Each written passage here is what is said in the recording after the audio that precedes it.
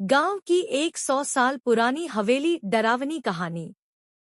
मध्य प्रदेश के एक छोटे से गांव रतनपुर में एक बहुत पुरानी हवेली थी।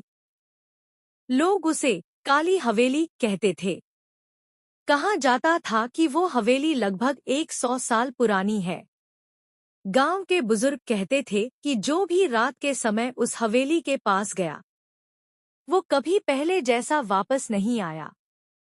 हवेली गांव के बाहर एक पुराने बरगद के पेड़ के पीछे खड़ी थी। टूटी हुई खिड़कियां, जंग लगे दरवाजे और अंदर से आती अजीब सी ठंडी हवा। गांव वाले उस रास्ते से भी गुजरने से डरते थे। लेकिन गांव के कुछ लड़के इन बातों को अंधविश्वास मानते थे।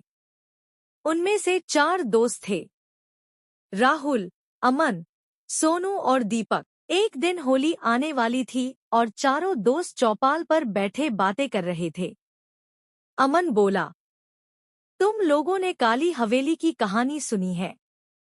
सोनू हंसते हुए बोला, अरे वो सब झूठ है, लोग बस डराने के लिए बोलते हैं। राहुल बोला, अगर इतना ही झूठ है तो आज रात चलते हैं हवेली में। कुछ देर सन्नाटा रहा। फिर दीपक बोला, चलो, आज सच पता चल ही जाएगा। चारों ने तय किया, आज रात 12 बजे वो हवेली जाएंगे। रात का समय, रात के 12 बजे। चारों दोस्त टॉर्च लेकर हवेली की तरफ चल पड़े। जैसे ही वो हवेली के पास पहुंचे, अचानक हवा बहुत तेज चलने लगी। बरगद का पेड़ अजीब तरह से हिल रहा था, जैसे कोई उस पर बैठा उन्हें देख रहा हो। दीपक थोड़ा डर गया, मुझे अच्छा नहीं लग रहा, चलो वापस चलते हैं। लेकिन राहुल बोला, अब आ ही गए हैं तो अंदर चलते हैं। हवेली का बड़ा दरवाजा थोड़ा सा खुला हुआ था। राहुल ने धीरे से दरवाजा धक्का दिया। किररर, दरवाजा अपने आप खुल गया। अंदर बहुत अंधेरा था। दीवारों पर जाले लगे थे और ऐसा लग रहा था जैसे किसी ने सालों से वहां कदम नहीं रखा। अजीब आवाजें। चारों अंदर जाने लगे। अचानक ऊपर से पैरों की आवाज आई। ठक ठक ठक। अमन बोला, क्या यहाँ कोई रहता है? राहुल बोला, शायद कोई जानवर होगा।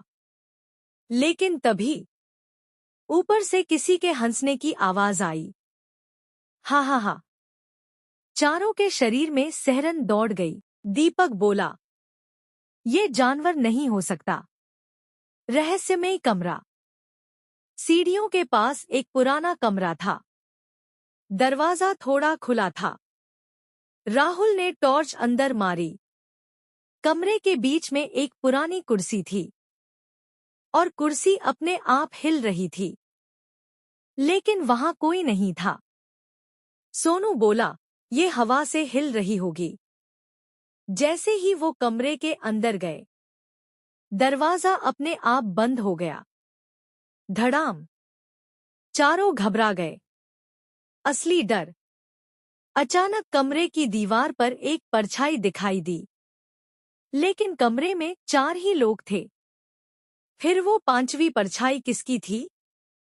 धीरे धीरे वो परछाई दीवार से अलग होने लगी और उनके सामने आकर खड़ी हो गई।